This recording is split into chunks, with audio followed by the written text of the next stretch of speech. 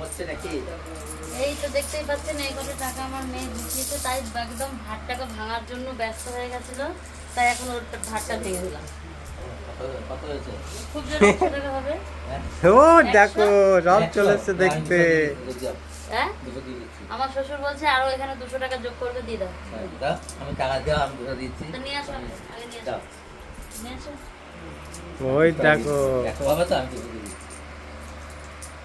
মানে পাঁচ থেকে 700 টাকা হবে এবার। তাই হ্যাঁ না না হ্যাঁ 500 তো হবেই, বেশি না হবে। কারণ বেশিরভাগ কয়েল আছে।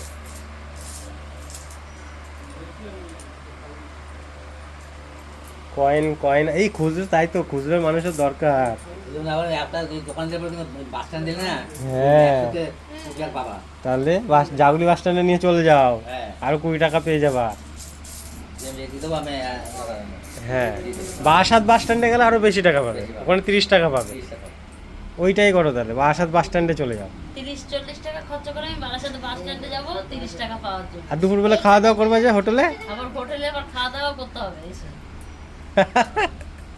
কাজ নেই, ঘরতে ভাঙে, আরে ঘরতে ঘুরতে ভাঙে। কি বলবো আমি, ই আমার কতবার তাই তো বলবো? ঘর তুমি ভেঙে ফেলেছো। ওটা কি করে বের করবো? কেন ওই ফুটো ছিল তো উপর দিকে, ওটা দিয়ে একটা একটা করে বের করা যেত তো। আরো জোরে জোরে বলো। আমরা তো ওরকম করেই বের করতাম।